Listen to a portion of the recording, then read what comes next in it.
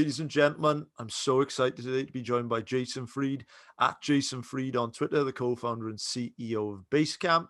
Jason, thank you so much for taking the time to be with me today. Yeah, thanks for being here, or thanks for having me here, I should say. Man, absolute pleasure. So I want to start off before we delve into Basecamp and Hey and your amazing book, Rework. I would love to start off close to the heart and find out what sort of lessons did you learn from your parents as a young guy? That's a great question.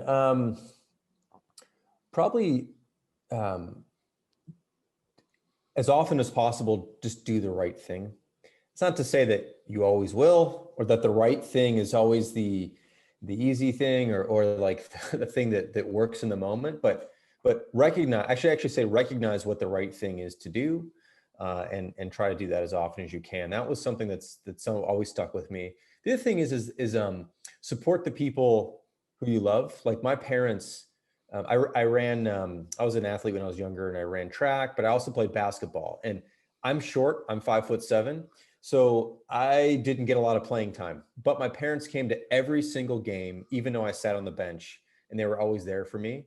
And I think that was another thing that they didn't like expressly tell me, but I felt how important that was. And so now that I have kids, like just trying to be around for them, no matter what, is really something that's very important to me as well. I love that example, and that's something which I don't think we'll ever forget that. So what did your parents, did they want you to follow a career path? Did they have an idea of what they wanted you to do? No, they've just always been supportive. Whatever I kind of wanted to do would be fine with them. My dad, I would say my dad is has sort of been an entrepreneur most of his life, although he also worked for somebody for a while. And he would always tell me, like, if you can avoid it, don't work for somebody else. So he said that, but he didn't say he didn't tell me what field to go into or anything like that. My mom was the same way. My mom didn't tell me anything about like where to go or what to do, only just do what you want to do and just, focus on that kind of thing. So I had a lot of flexibility and freedom as a child. I'm an only child. So I think my parents were especially just sort of like very supportive in that way. I don't remember ever having any pushback from them about anything that I ever wanted to do. I just, they were very supportive. That's amazing. And Yeah. I wonder, could you sort of remember the moment in which you decided that, or actually a 9 to 5, the rat race, the treadmill is not for me? Did you always want to be an entrepreneur? I don't know if I always wanted to be, and to be honest, I don't know if I still want to be. Like I was actually thinking just yesterday, like I would never start another business. So I've got my business, which is great, and I love it. And if it went out of business or whatever happened, like I wouldn't start another one. I would be done starting businesses. I don't really like the process of starting a business. I like building something and running something, but actually starting a business is not that appealing to me. That said, I do like working for myself and making whatever, I want to make. Back when I was growing up, I got a job when I was 14 in a grocery store. Then I sold shoes for a while, and I worked in some car washes. I worked, and then in college, I worked for someone for a while. Like I've worked for people. I think it was after my first job out of college, I went and worked for a guy in San Diego, California, doing website design. And about 3 months in, I realized that my motivation went to zero when I had to do something I didn't believe in. It's not that I had to do something I didn't agree with, because we all have to do things we don't agree with. Work is not like just to do whatever you want whenever you want.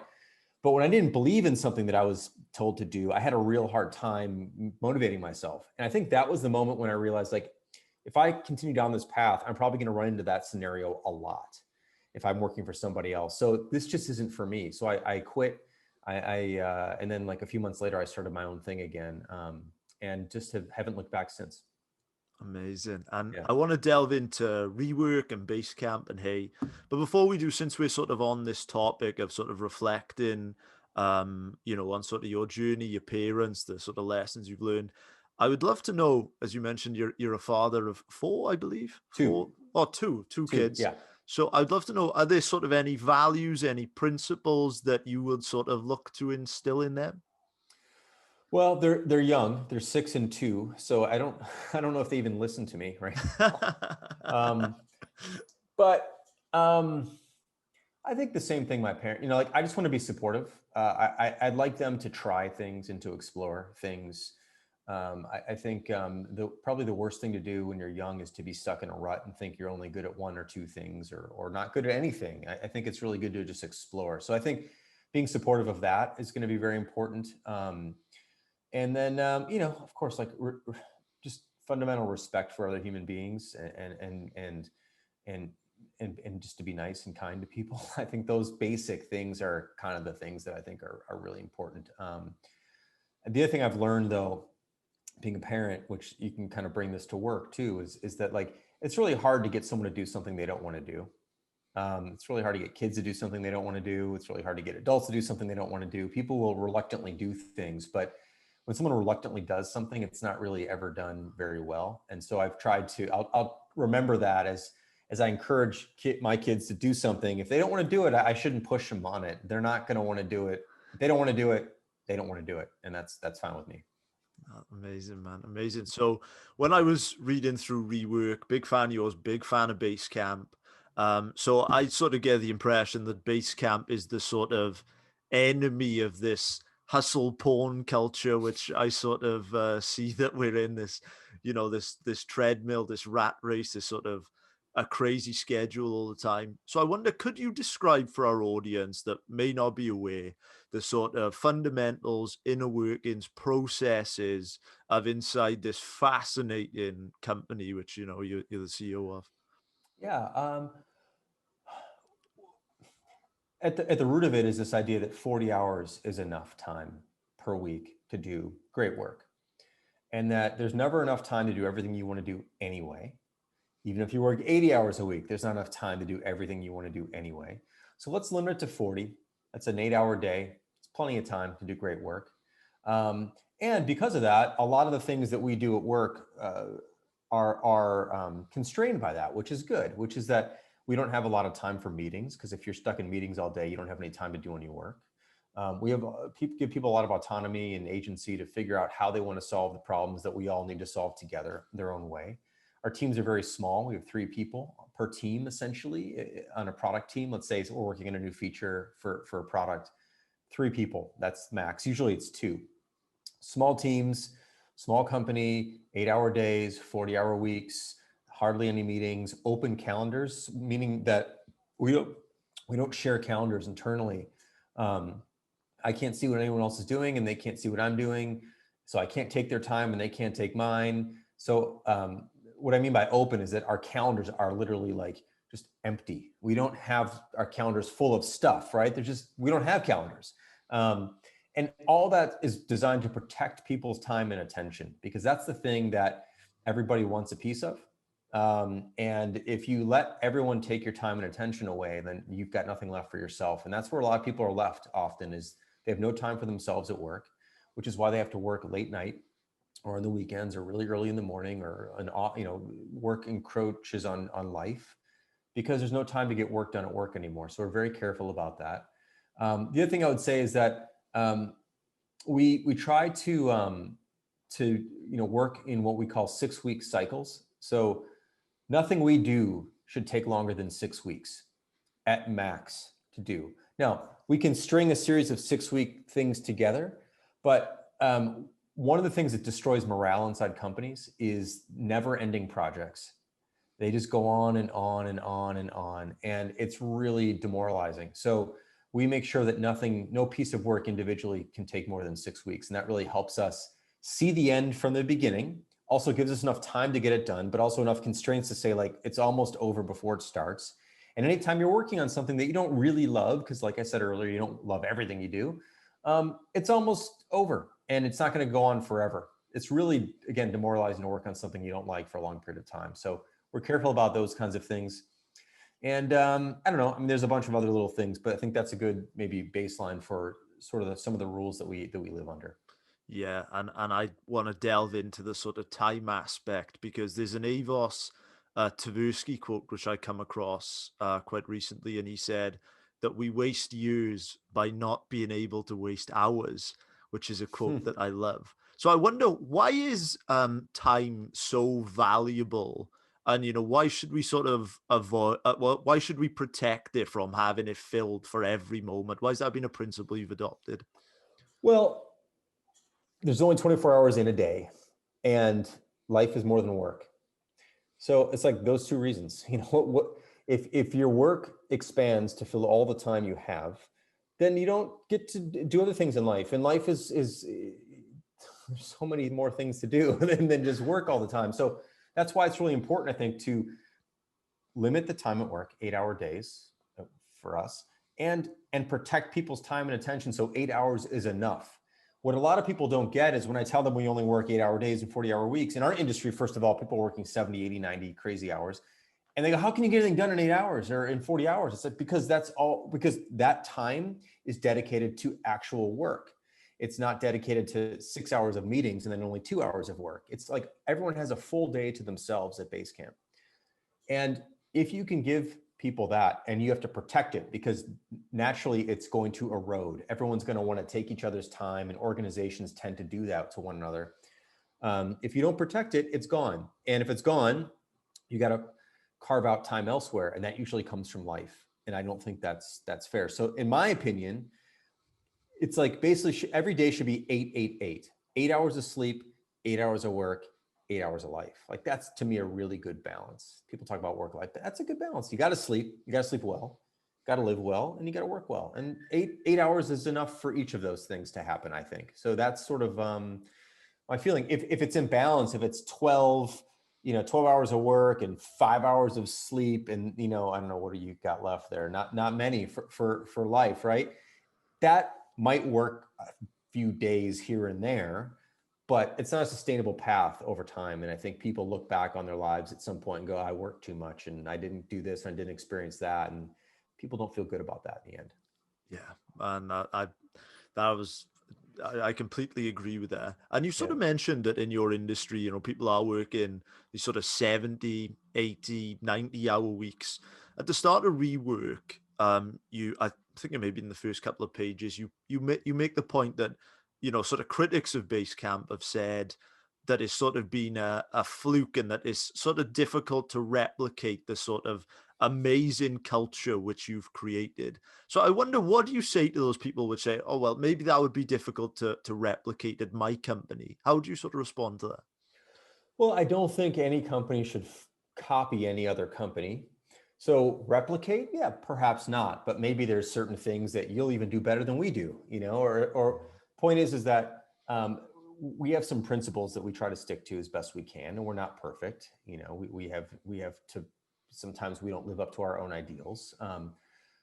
But absolutely, people should have and could have and can have more time to themselves at work. And absolutely, I think reducing distractions is going to benefit pretty much every single company. Like these are good things for people. And if you were to ask your employees what they want, they'd probably say these things. So it takes effort to do this stuff. It's not a fluke. These are deliberate decisions that we've made. And any company that makes similar decisions can end up with the same kind of situation. It's that if you don't make those decisions, you're not going to end up with what we've done. Just like if we make different decisions, we're not going to end up with what you've done. But a company is just a collection of decisions, and any company can make any number of decisions they want. So it's all possible if that's what you desire, if that's what you want, if that's how you want your business set up, if that's how you want to work. If you don't want to work that way, then yeah. And I think a lot of people will often call things flukes that they don't necessarily understand, or they can't imagine how somebody could work this way. Well, it's all possible. And by the way, we're not alone in this. A lot of companies around the world work 8-hour days and 40-hour weeks. It's just that, like, in our industry, it seems like it's impossible to do, but it's totally possible and it's totally normal. And it's actually very healthy and very worthwhile. So, and the other thing I'll say, by the way, is I just don't spend a lot of time worrying about what other people think is possible or isn't possible. Like it's hard enough just to make your own world possible. For me to worry about someone like complaining that they can't do what we're doing. You can, but I'm not going to spend my energy trying to convince you of that. I've got to spend my own energy on convincing myself that it's still possible, that sort of thing. That was amazing. And I would love to talk more about your sort of the marketplace that you're in, because the way I see it is that I can't think of many companies sort of Facebook aside, perhaps, that are on the right side of the market that were founded, some 21 years ago or 20 years ago. The project management space, I mean, it's a very, very competitive place. So how do you sort of reflect on how Basecamp has managed to stay at the top for so long? Well, I don't know if we're at the top. I don't know if we've ever been at the top. Where we need to be. Mm. I think is an important thing to think about. We don't think about winning. We don't think about beating the competition. We don't think about dominating the market. So the top, the middle, the bottom, we don't see ourselves as having a place. We just exist, and we have enough customers to keep us in business. And we have a wonderful degree of profitability to share a lot of things with our employees. And that's all that we need to stay in business. So there are many competitors in our industry that are bigger than us, have more customers than us, generate more revenue than us. Good for them. That's wonderful. That's wonderful. I want to see more people succeed. I'm not out to like hope that people don't, I don't understand that mentality, but it's common.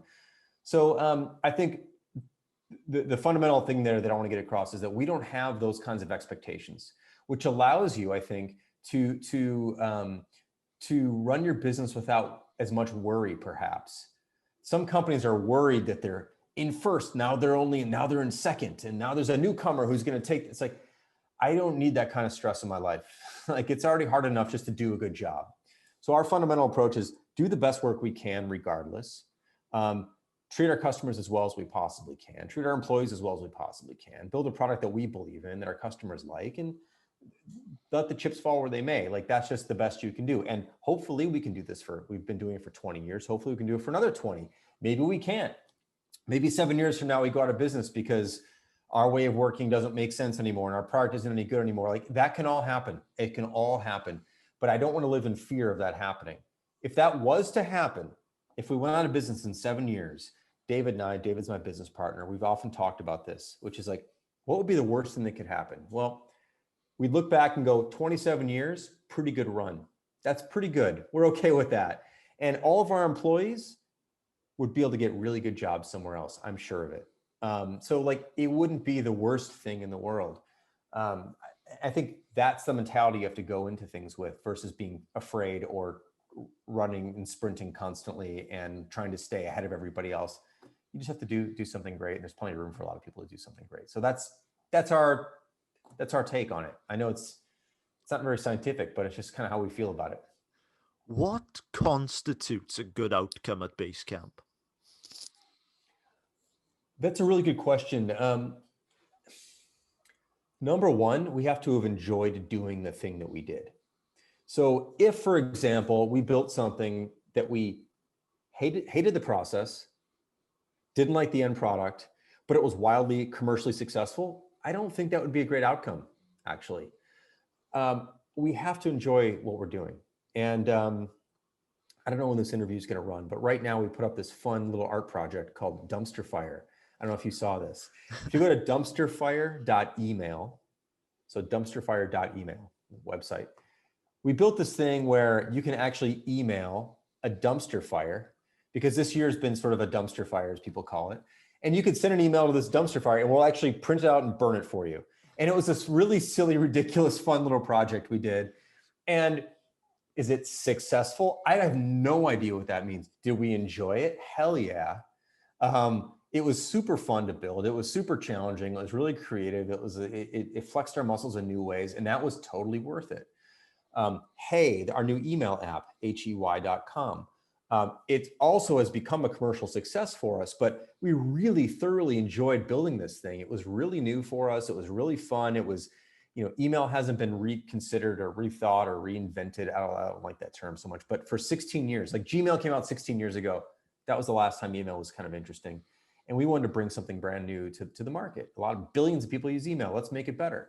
And so we had tons of fun doing that. And even if it wasn't a commercial success, we would have looked at that and go, that was worth it, regardless, because we enjoyed the process. That's important. I know a lot of people who work at companies who hate the process, who aren't even happy with the end product, but it's pushed by a sales team and it turns out to be successful and commercially, but they're not happy with anything about it.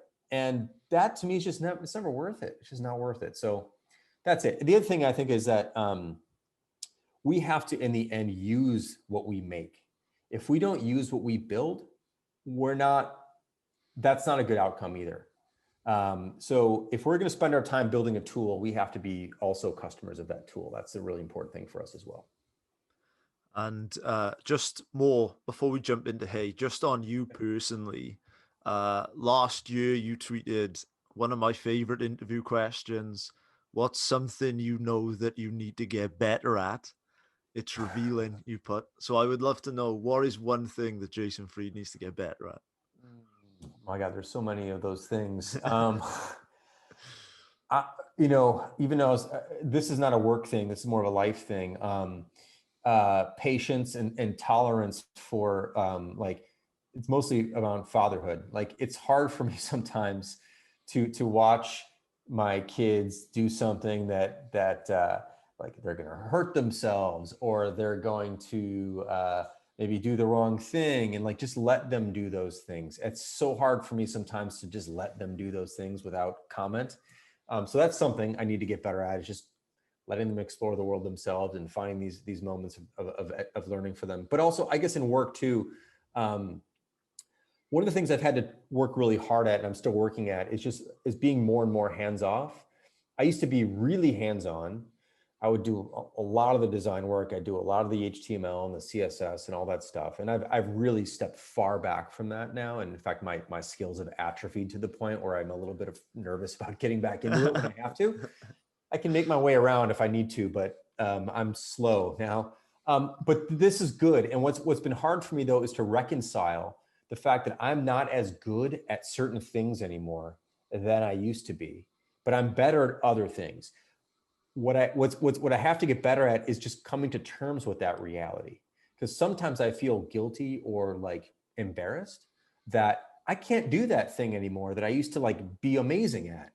And it's just, your skills develop over time. And I focus more of my energy right now on helping other people grow and giving them more of the reins and more control over things, and stepping back and just sort of letting people do their best work. And that was hard for me, and it's still hard for me from time to time, but that's something I think I still need to get a little bit better at.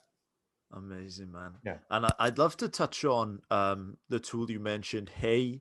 I read some of the reviews for this online. It seems like this is really sort of scratching an itch for people. I mean, my brother, who's a big fan, was telling me about this some weeks ago. So I wonder, sort of, for the people that are not so familiar with Hey, how would you sort of best describe it and the sort of purpose that it's using?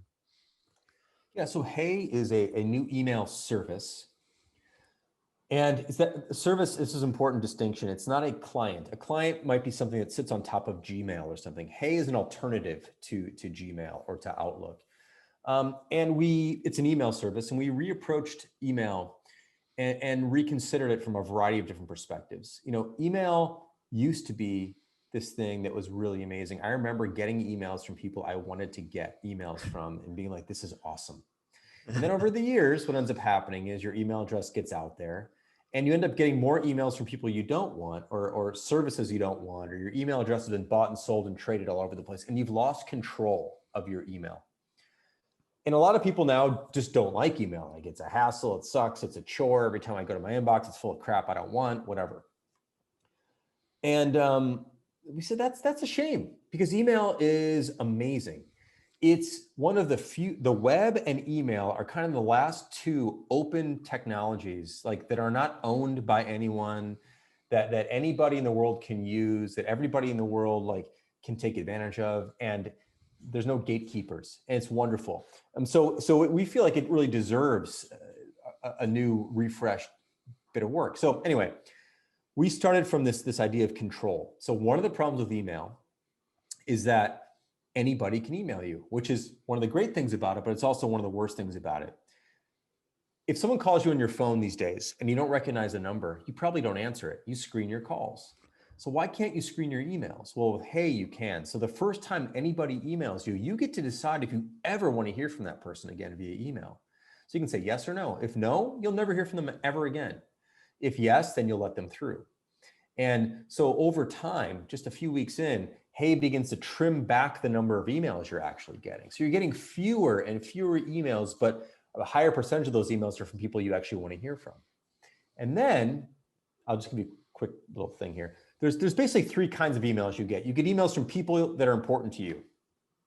Those go into what's called your inbox, not in, but IMBOX, meaning important box, basically. There's another set of emails you get, which are like newsletters and things that you might want to read or browse later on. Well, those shouldn't be piling up next to like really important emails from people you really care about. So those automatically go into a place called the feed. And in the feed, it's a separate place in Hey where you open the feed and every email, every newsletter is just already open for you.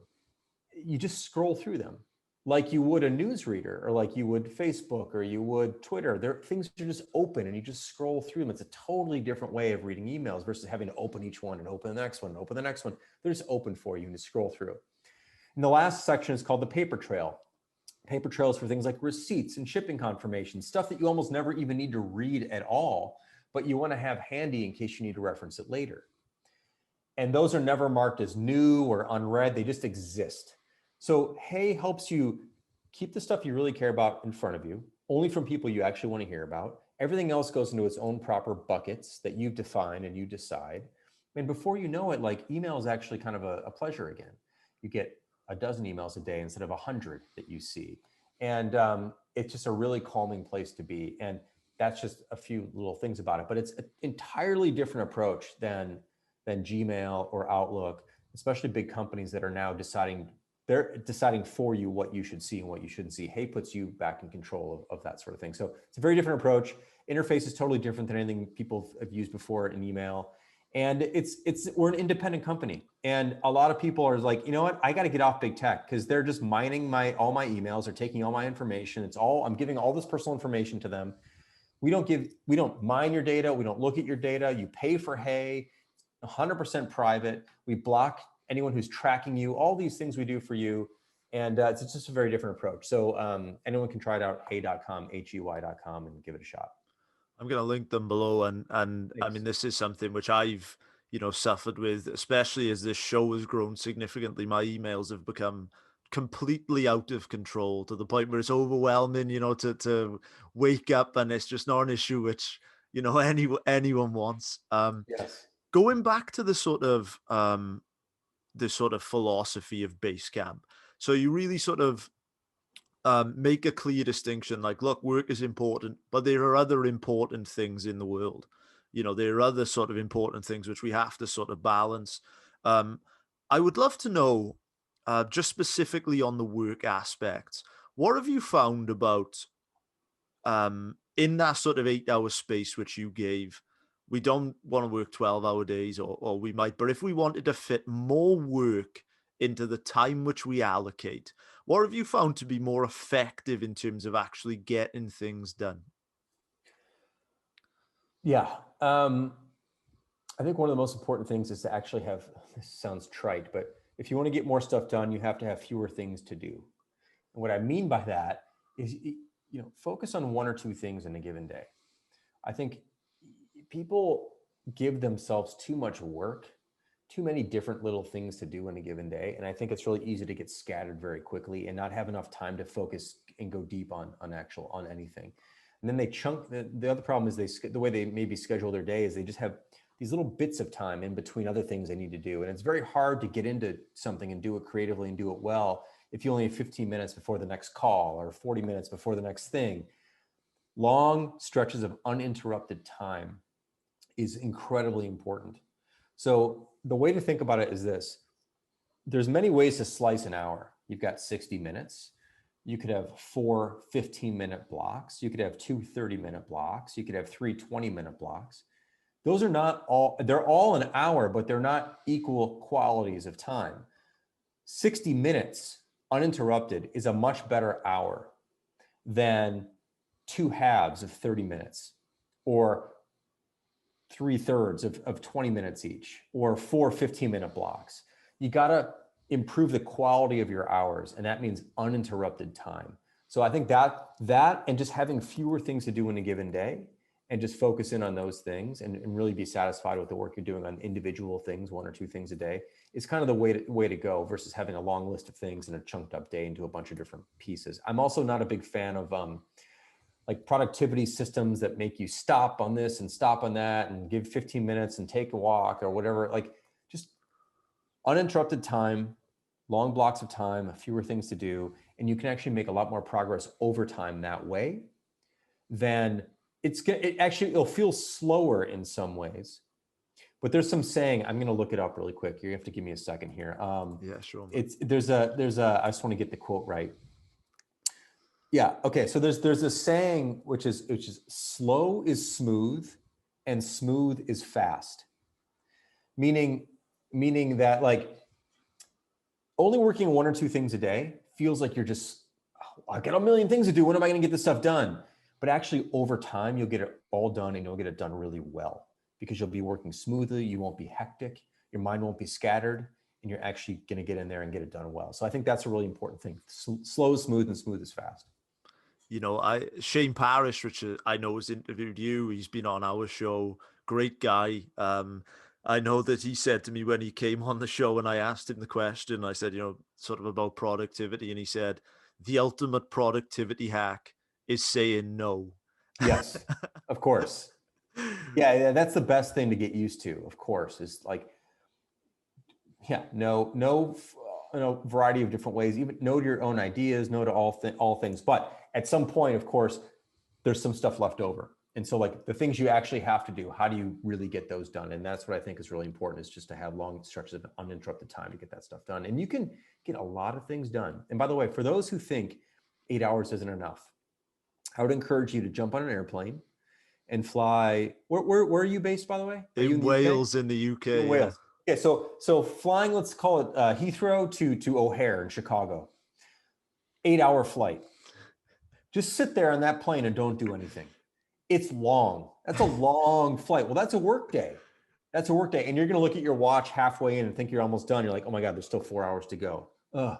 And you're going to look again in a few minutes and go, oh, there's still 3 hours to go. Like 8 hours is a long period of time. It's a lot of time. And you can get a lot of work done in that period of time if you actually have that time to do the work. That's the important thing. That is a phenomenal metaphor. And I just want to get a couple more questions. We got about 15 minutes left. I just want to just jump through some ones for you. Basecamp, I'm so interested in this company, and I would love to know, when you were hiring people, when you were sort of looking at talent, how were you sort of approaching that? There was a section on the book which I was really interested. I'd love if you could sort of walk through how you sort of gauge that. It depends on the role, of course. So let's assume for a moment, let's agree that the people we're looking at have the skills to do the work. Okay. Now what? How do you decide? How do you decide from the 30 people that are left that have great skills? One of the things that's most important to us is to hire great writers. So you have to be a great writer to work at Basecamp. And that's primarily because most of our communication is written, long form writing. We don't chat much. We don't have meetings. We write things up in long form, which might mean multiple paragraphs that explain an idea to each other. And then we get back to each other via writing. So writing is really, really important. So we're always looking for great writers. And you can tell because when we hire people, the first thing we look at is not their resume, but their cover letter. Resumes or CVs, they're lies, basically. I mean, they're extreme embellishments of the truth. You know, they're probably not lies, but like, you know, you'll see like people who just make all sorts of claims.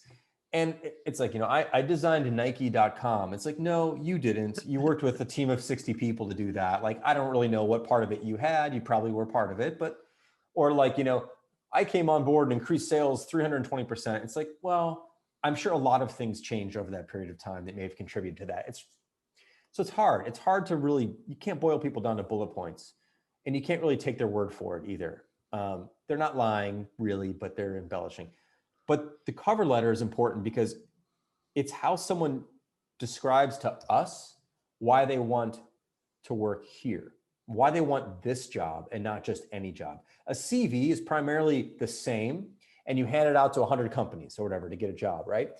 A cover letter should not be the same. A cover letter should be written to a company or to a person. And you can tell when people are just blasting them out versus when they actually take the time to write it to you. And that is what the first sign for us if someone's a good writer or not. And then I'm skipping over a bunch of stuff, but at the end, when we're down to a few people, we try to give people real work to do and we pay them for their time. So typically, let's take a designer. We're in the process right now of hiring another designer. We're down to a handful of finalists. Soon we're going to give them each a project to do for 1 week. We're going to pay them, it's $1,500 for the week to do this project for us. And the reason this is important is because we need to be able to see what someone can actually do on their own. And we need to hear from them so they can explain their work and their work process and their thought process. It's not just the outcomes I'm curious about, it's how'd they get there? What were they thinking about?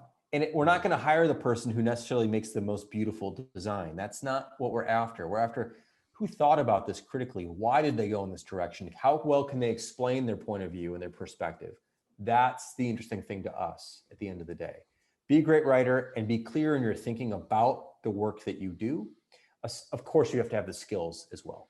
But those are some of the really important things for us that we look at when we hire people. I love it, man. I love it. This is going to sound like an incredible segue, but I would love to know, I mean, because you're, I think, maybe the only person that's ever been on this show, and I can't let you go without asking, what have you learned from Jeff Bezos? So Jeff is the only person who we've ever taken outside money from, just so everyone understands where that question's coming from. We're 100% funded by customer revenues. Jeff's money, in fact, never went into the business. It went to me and David. He bought a piece of our company from us. So we're always been 100% funded by customer revenues. But Jeff's an owner in the business, and so we talked to Jeff, and we haven't talked to him much recently. But I think the most important thing he ever told us was focus on the things in your business that don't change. A lot of companies are focused, of course, on change all the time. Everyone's trying to what's the latest thing? What should we be doing? What's the newest technology? Whatever. Jeff's like, yeah, you want to pay attention to that, but what are the things that are not going to change? Continue to invest in those things and they'll always pay off. And he gave us some examples. So let me get concrete. He said at Amazon, nobody's going to wake up in 10 years and wish that we had worse selection. So we're always going to invest in broadening our selection of products. People aren't going to wake up 10 years from now and wish they could get products from Amazon slower. So we've invested heavily in shipping and Prime and all these and distribution centers closer and closer to more people. People are not going to wake up in 10 years from now and go, I wish customer service at Amazon was worse. People are always going to want better customer service. So we've invested a lot in that. So those are his examples. And to us, they're very similar. People are not going to wake up 10 years from now and go, I wish Basecamp was slower. So we've invested really heavily on infrastructure and performance, for the apps themselves. People are not going to wake up 10 years from now and go, I wish Basecamp was harder to use. So we're always trying to simplify and clarify and never trying to make things too complicated. Still make them powerful, but the simplest, most powerful version of something. So it's a mindset about what are people always going to want? How do we continue to double down on that? Let's not get carried away by fads and by trends and what everyone else is excited about for the moment. I mean, there's a million things over the past 10 years that everyone thought was going to be the next big thing. Well, the next big thing is always the same old thing. Great service, great product, fair prices, integrity, treating people well, being honest. Those things pay off. And so those are the kinds of things that we continue to double down on.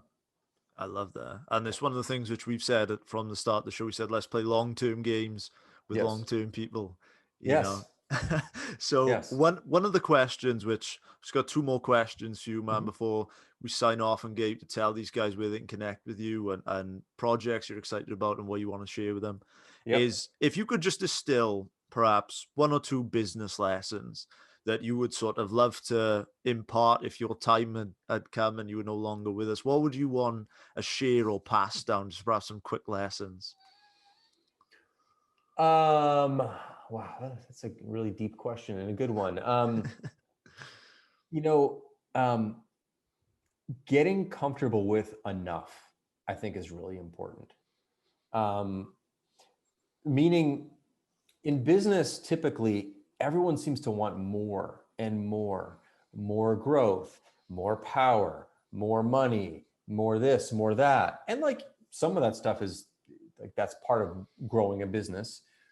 But this fascination with like constantly squeezing every last drop out and getting as big, like, I think people are much better off just figuring out what enough is.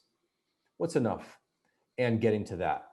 And in my opinion, like, enough is being profitable. As long as we make more money than we spend in a given year, I don't care if our sales are up or our sales are down, or I don't care if we beat last year, or it doesn't matter. It's like, can we stay in business?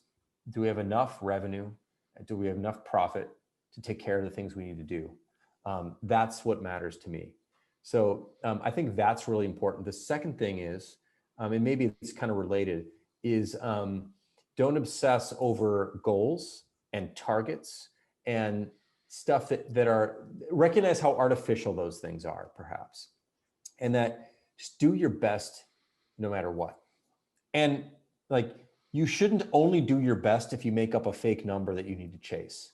You should do your best because you want to do your best. Like, that's what you want to do. You want respect the work, you respect the people you're doing it with. It's like, figure out what enough is and just do your best. That is enough. Again, in our world, especially in the business world, it's all these like words of war and domination and beating and conquering and taking and endless quest for growth. It's like, growing is healthy, but like endless quest for massive growth, I don't think is. And so, I don't know, maybe I gave you a few more things there, but I think enough and just do your best. One way to think about this is this. I'll make this quick here. And I've talked about this before in other interviews, so I don't know if you've heard it, but like the no goal thing came to me once when I was running. I was doing a lot of jogging, and I was trying to like get to a certain time. I don't know if it's like a 6-minute mile or something. And I'd go out for a jog and I'd record my time, and like, I'm like, I'm gonna run a 6-minute mile this time. And I ran like a 6:06 or something like that, or 6:05 or whatever it was. And like, technically, I actually felt bad. I felt like I didn't get my goal. But that's the wrong way to think about it, which is, that's not the right question. Like, did I get 6 minutes? The right question is like, did I enjoy myself? Do I feel good right now? Do I feel energized? Like, did I try my best? Like, those are the things that really matter. It's not whether or not I hit 6 minutes on the dot. Like, who cares? I'm not like running for the Olympics. Like, I'm just running for fun. And you can make things not fun pretty quickly by putting arbitrary numbers on stuff and chasing things that are made up. So I've really stopped doing that and just figured, like, did I get a good workout in today? Did I get some fresh air in my lungs? Did I get to clear my mind? Do I feel healthy? Yeah. Okay. Then that was all right. Who cares what the number was? I love it, man. My last question for you Yes. today, and I'm going to drop a bombshell on you with this one. Uh-oh. What makes a life worth living? Oh my God. This is the philosophy 101, right? I don't know is the answer. I think to me it's more about what makes a day worth living than a life. A life is just one day after another. It's so like, day to me, like, you just gotta, I think it's important to be challenged to some degree, not every single day, but most days. Challenged creatively, challenged intellectually. You want to learn things. You want to try new stuff. You want to push yourself a little bit, but you don't want to push yourself so hard that you're judging yourself if you didn't make it. You don't want to.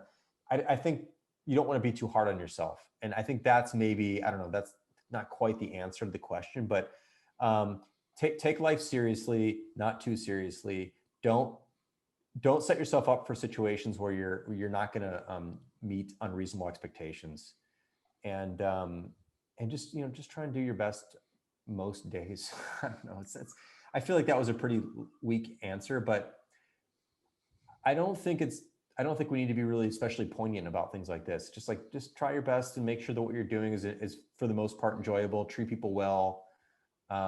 look for the good things in life. There are lots of them. And don't obsess over things that don't make you happy, basically. I love it, man. I And by love the it. way, Yeah. that's not like, I'm not there myself. I'm still working on these too, but I think that's ultimately what I want out of life. Yeah. Appreciate it, man. I love this. Your philosophy is infectious. Can you tell these guys where you'd like them to check out your social media handles? Anything you would like to tell these guys about please take it over. Yeah, sure. So I'd love for you to check out Hey, our new email thing. I think it could really help. It's hey.com. The only social I'm on is Twitter, just at Jason Fried, Fried. That's me. So hit me up there. And then, of course, basecamp.com. The other thing I would say is we have a podcast. If you like some of these ideas, we do a podcast frequently as well. That's at rework.fm. Check that out. And you'll see us around. I love it, man. Jason, thank you so much for your time. This was a real pleasure. Likewise. Great questions, by the way. Really nice. Thank you very much.